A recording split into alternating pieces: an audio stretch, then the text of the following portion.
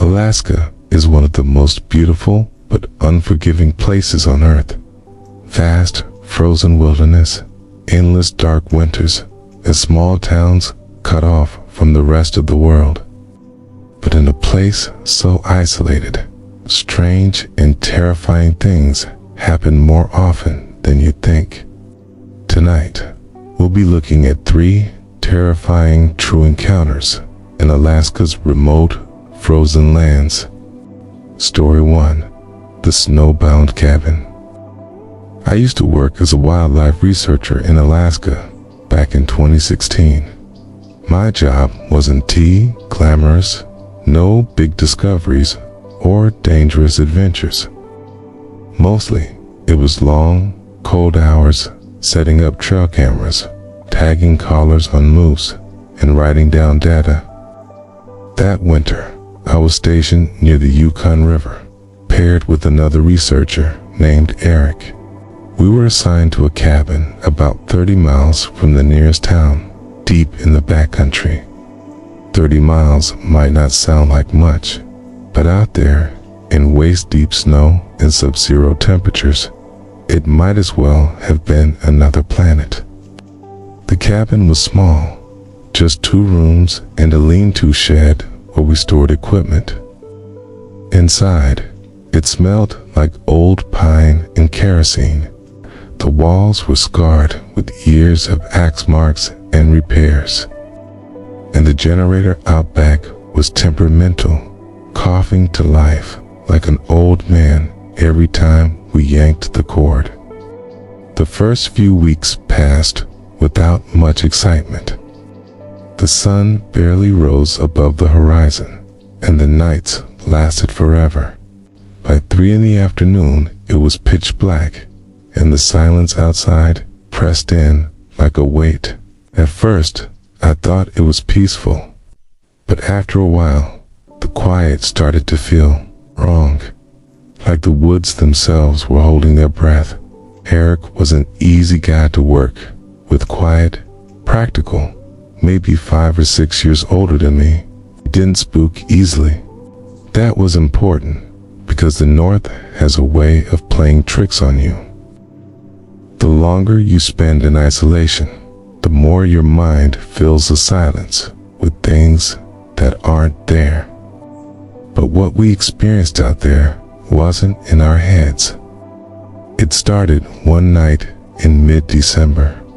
I woke up to a faint tapping sound. At first, I thought it was just ice shifting on the roof, but it was 2 deliberate tap, tap, pause, tap, tap. It was coming from the kitchen. Okay, I slid out of my bunk quietly, not wanting to wake Eric. The cabin was pitch dark, except for the faint glow of the heater light. I crept into the kitchen, and that's when I saw Eric already standing by the back door, clutching a flashlight. His face was pale. "Someone's outside," he whispered. The words froze me in place. Out here, 30 miles from anyone, that wasn't something you wanted to hear. At first, I thought he was imagining it. But then I heard it too, the crunch of footsteps circling the cabin. Slow, deliberate. Eric turned off the flashlight, and we stood in the dark, holding our breath. The footsteps stopped. For a moment, there was nothing. Then came a new sound, slow scraping, like metal dragging across wood. It started at one corner of the cabin and moved along the wall, inch by inch. The sound was unbearable, like claws raking the boards. I felt every hair on my body stand on end.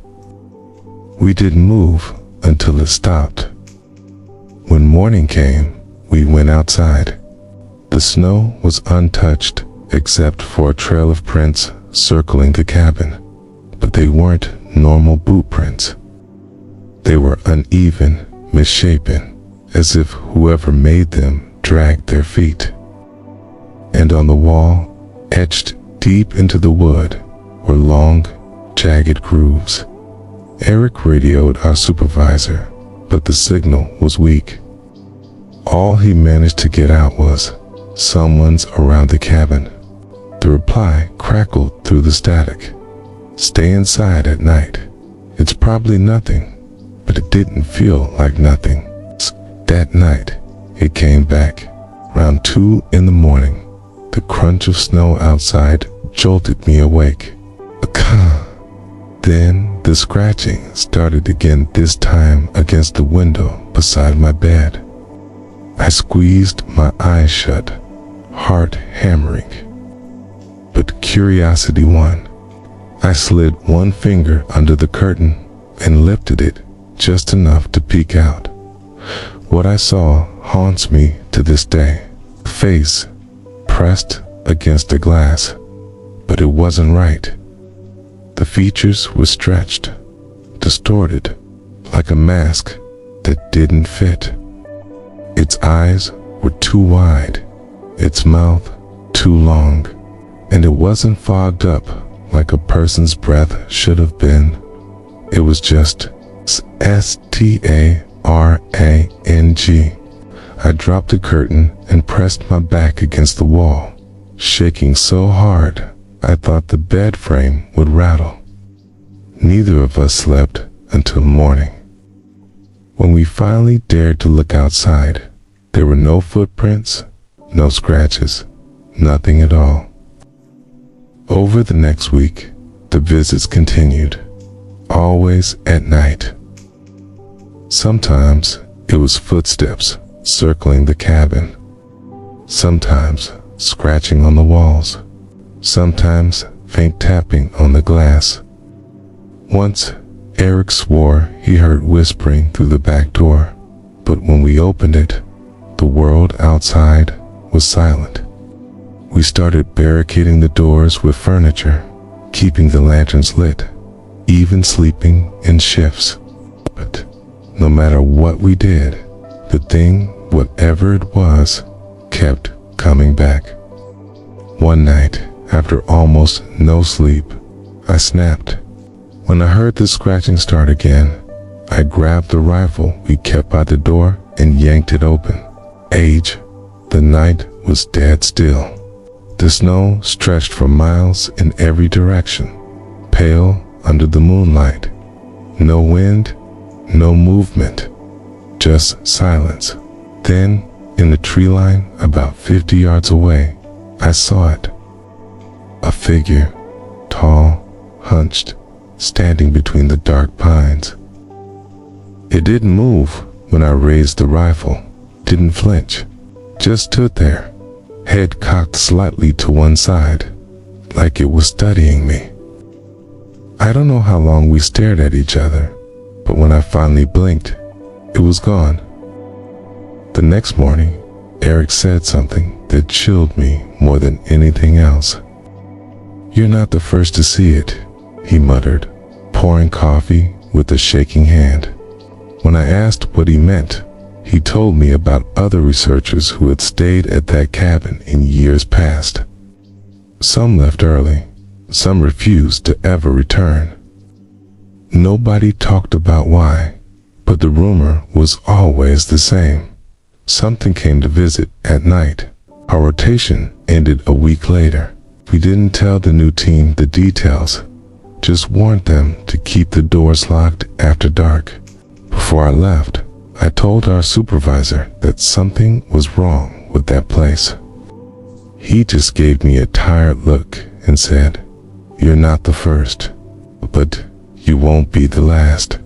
I've never been back to that cabin, but sometimes, in the quiet of the night, when the wind dies and the world goes still, I swear I can hear it again scratch at the walls. And I wonder who it's visiting now.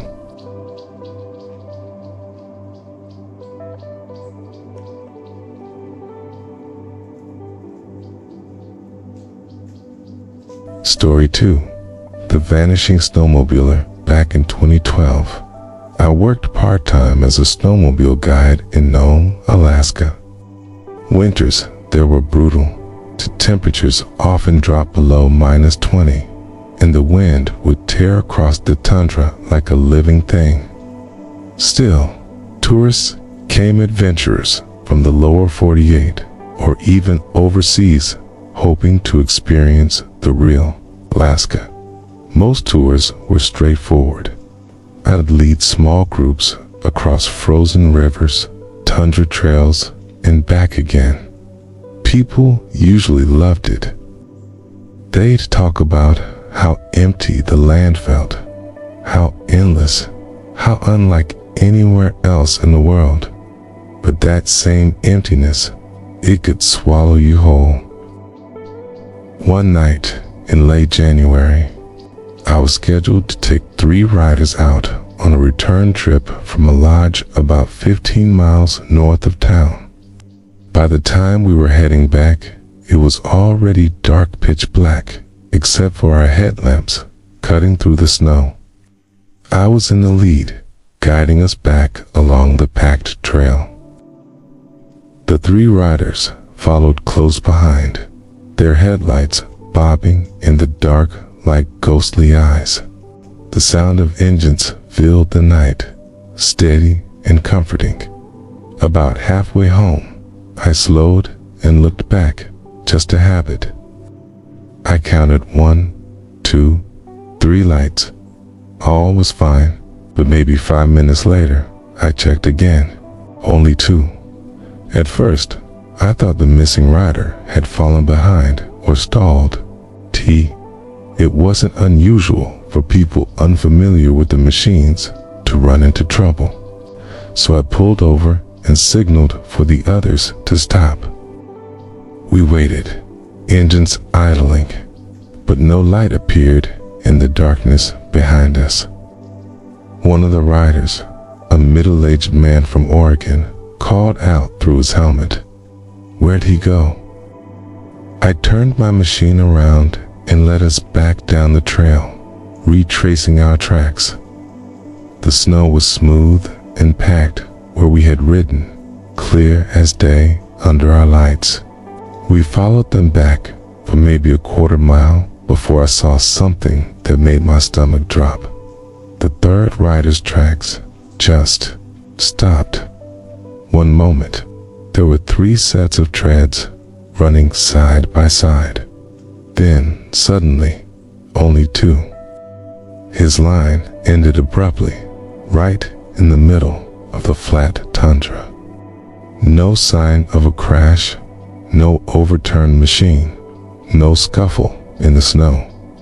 Just nothing. I killed the engine and climbed off, scanning the dark expanse around us. The others dismounted too, their headlamps sweeping across the frozen ground. But there was nothing. No rider, no snowmobile, just endless, untouched snow stretching into blackness. The man from Oregon muttered, "That doesn't make sense." His voice cracked. I radioed in for help, though I wasn't sure what to even say. "We've got a rider missing." He just peered off the trail. Static buzzed in my ear before the dispatcher's voice came through. "Stay put. We're sending a team." So we waited. The 3 of us stood there in the cold silence, engines off, headlamps casting weak cones of light. The tundra swallowed sound. All we could hear was our own breathing, ragged in the freezing air. Then, faint at first, we heard it. The low, distant rumble of an engine. The missing rider's machine. We all turned toward the sound, but the night stretched empty in every direction. No lights, no movement, just that unmistakable growl, drifting closer, then farther, then closer again, like it was circling us out of sight. One of the tourists whispered, "He's screwing with us," but even he didn't sound convinced. His voice trembled. The sound went on for several minutes, teasing us, surrounding us. Suddenly, as it started, it stopped. The silence that followed was worse than the noise. When the search team arrived almost an hour later, I told them what happened. They didn't laugh, but they didn't have answers either. They spread out with spotlights, combing the tundra. For hours, they found nothing. But then, just before dawn, someone radioed in. They'd found the snowmobile. It was upright, lights still on, sitting on a frozen patch of ice nearly 2 miles from where we last saw him. The weirdest part, there were no tracks leading to it. The machine looked like it had just been dropped there from the sky, but the rider was gone. Not a trace of him was ever found. No footprints, no gear, no body. The ice was solid in that area, no cracks, no thin spots. It was like he'd been erased. The official report listed him as a missing person. Theories spread quickly. Some thought he'd simply wandered off in disorientation. Others said maybe he got picked up by someone else out there, though nobody could explain how or why. But the locals, they had their own ideas. One elder in town told me quietly, the tundra takes who it wants. He said, there are spirits out there, things older than memory that can lure travelers away. I didn't want to believe that, but I couldn't stop thinking about the sound of that phantom engine circling us in the dark. Even now, years later, I still guide sometimes, but I never take my eyes off the trail behind me, because once in a while, when the night is blackest and the wind dies down, I swear I hear it again. That low, distant growl. It's an engine where there shouldn't be one. And when I count the headlights following me, I always count twice.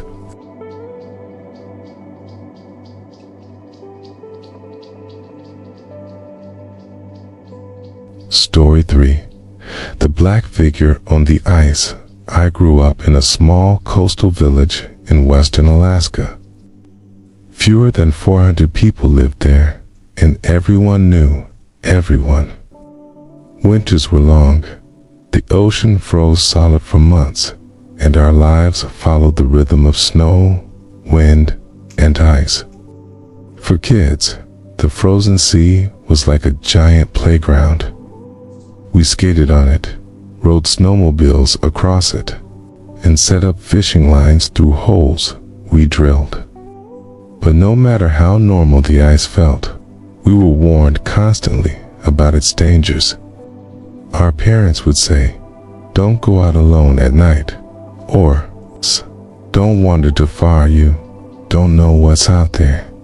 And there was one warning I remember most. If you see the black figure on the ice, don't follow it. Don't look at it too long. Go home. When I was younger, I thought it was just an old story, something parents made up so we wouldn't stray too far. Everyone in the village had heard of it, but no one really talked about it seriously. That changed for me in 2019. I was 22 at the time. One evening in late February, I went out to check a line I'd set earlier in the day. The sun had already dipped below the horizon, leaving the world in that eerie blue glow that comes before true darkness. The village lights shimmered faintly behind me, tiny sparks against the endless white. It was quiet. Too quiet, out on the frozen ocean. Sound carries strangely. You can hear cracks in the ice from far away, or the muffled groan of shifting currents below. But that night, there was nothing, just the crunch of my boots and the rasp of my breath inside my hood. About halfway to my line, I noticed something, shape, standing on the ice, maybe 200 or 300 yards ahead. At first, I thought it was another fisherman. But as I squinted through the dim light, I realized something was wrong. The figure was too still. It wasn't setting a line, or walking, or doing anything, just standing. I raised a hand and waved. No response. I kept walking, a little slower now, trying to convince myself it was just someone from the village. But the closer I got, the stranger it looked. It didn't have the bulk of winter gear. It didn't even seem to have features, just a tall, dark shape, blurry around the edges like smoke caught in the air. A knot formed in my stomach. I remembered the stories, the warnings. That's when it moved, not walked, not stumbled. It slid, smooth and silent, across the ice, directly toward me. My body reacted before my brain did. I turned and started running. My boots pounded against the frozen surface, each step echoing unnaturally loud. My breath tore in the air, burning my throat. I didn't look back at first. I was too afraid of what I'd see, but eventually I had to. It was closer, much closer. The figure had no face, no details, just a black silhouette cutting through the snow, gliding unnaturally fast. Panic surged through me. I veered off the straight path and headed toward the distant glow of the village lights. My legs screamed, but I pushed harder, each stride slower than the last, as exhaustion set in. When I dared to glance back again, the figure had stopped. It stood there on the ice, motionless, watching. Even from that distance, I could feel its attention locked on me. I didn't stop until I stumbled into my uncle's house, slamming the door shut behind me. As my chest heaved, my clothes frozen stiff with sweat, my uncle looked at me, alarmed. What happened? I told him what I saw. The figure, the way it slid across the ice without sound. He didn't laugh. He didn't tell me I was imagining things. He just nodded, his face grim. That's why we don't go out alone at night, he said. The next day, I went back to check my line in the daylight. The spot where I'd seen the figure was empty, just wind-blown snow and ice, but I couldn't shake the memory of it, how solid it looked up close, how it moved without moving. Since then, I've refused to go onto the ice by myself after dark, but sometimes, even from the shore, I think I see it, way out on the frozen horizon, tall, still, waiting, and I wonder how many others in my village have seen it too, but choose not to talk about it, because some things out here aren't meant to be explained. Those were 3 terrifying true encounters in Alaska's remote frozen lands. Alaska may be beautiful, but its vast emptiness hides secrets most people will never understand. Out there, far from help, sometimes the scariest things aren't wild animals or the freezing cold, but something else entirely. Story scared you the most? Comment below and subscribe for more true horror stories.